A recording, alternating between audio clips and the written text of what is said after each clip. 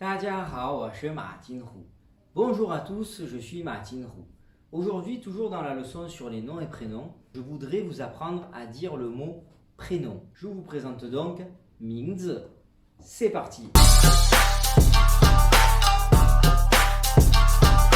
名字 qui est dans la question 你叫什么名字 qui est la version longue pour dire comment tu t'appelles, mot à mot, quel est ton nom et ton prénom.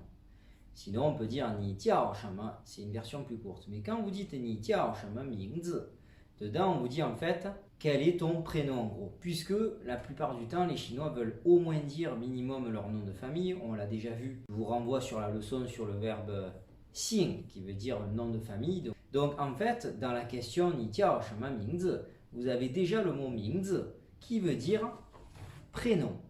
Et oui, en fait, il rajoute dans la question comment tu t'appelles avec le mot prénom pour essayer de vous dire n'oubliez pas de me donner aussi votre prénom. Et votre prénom en deuxième position, c'est-à-dire après le nom de famille, toujours, jamais avant.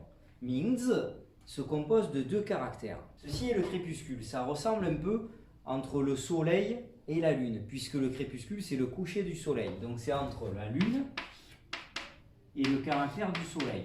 Sauf que c'est en train de se coucher. Le soleil va se coucher, donc c'est un caractère qui est entre les deux en fait. Le soleil est en train de se coucher pour donner la lune. Donc vous avez ici le crépuscule. Pas trop de rapport, voire pas du tout, avec le caractère. Mais on a quand même la clé de la bouche. Pour dire que quand on donne son prénom, la plupart du temps, on le dit à l'oral. Je m'appelle, mon prénom est, et on le dit à l'oral, clé de la bouche. Donc ici, c'est très important, sachant que Ming, sachez-le tout seul, Ming, c'est l'abréviation qui veut dire prénom. Vous le rencontrerez souvent quand vous remplirez des papiers en Chine. Par exemple, si on est étudiant à l'université, il va y avoir écrire Xing.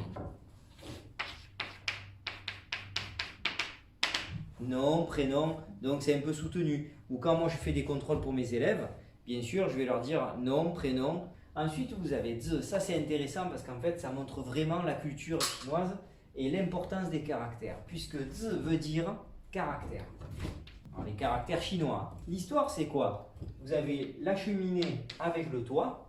La cheminée avec le toit pour montrer que, ici, vous l'avez sûrement reconnu, on l'a déjà vu, c'est l'enfant. L'enfant est tranquillement chez lui, mais pas si tranquille que ça, parce que comme il y a beaucoup de caractères à apprendre dans la culture chinoise, et surtout à l'école en Chine, sachez que 6 ans d'école primaire au lieu de 5, parce que 50% de leur temps, les Chinois, ils les passent à apprendre des caractères. Environ 5 caractères par jour pendant 6 ans. 500 caractères par an. Donc 3000 caractères appris en 6 ans à l'école primaire. C'est énorme, même si c'est leur langue, ils ne l'ont pas choisi. C'est énorme, c'est beaucoup de boulot. Donc en fait, ça représente l'enfant qui est en train d'écrire ses caractères à la maison. Il fait ses devoirs le soir. Donc ça montre que le caractère, le mot qui veut dire le caractère chinois, ça représente un enfant qui est en train de travailler à la maison et de faire ses devoirs le soir. Donc ça montre l'assiduité, la persévérance, le sérieux des élèves chinois. Voilà, et aussi, bien sûr, il est très important de savoir que quand un Chinois signe, il n'a pas vraiment une invention de signature que nous on a, où on essaie de faire un peu des gribouillis. Le Chinois, quand il signe, il n'a pas véritablement de signature, il utilise ses caractères chinois de son nom et de son prénom pour signer, sachez-le.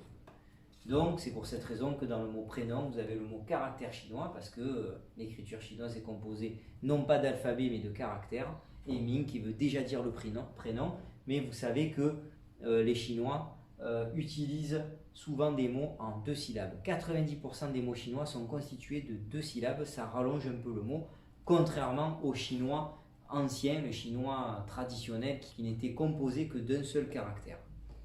Voilà au niveau de l'histoire des caractères. Et pour terminer avec de l'oral, maintenant, vous pourriez dire tout simplement, au lieu de dire « wo jiao » et vous mettez votre nom et prénom pour dire « je m'appelle » ou « wo xing », je me nomme avec que le nom de famille, maintenant vous pourriez faire comme phrase « mon prénom est », si vraiment vous voulez préciser que votre prénom au chinois, vous allez dire « wo mingzi shi » et vous donnez votre prénom. « Shi » étant l'auxiliaire être, certains ne le connaissent pas, donc on peut faire une variante. 我名字叫 et vous donnez votre prénom. Et là, mot à mot, ça veut dire mon prénom s'appelle et vous donnez votre prénom, mais ça veut dire mon prénom est. Voilà. Bien sûr, ceux qui ont un niveau un peu supérieur vont pouvoir utiliser vraiment le de possession, mais vous voyez qu'il n'est pas utile. J'ai dit seulement 我名字叫，我名字是.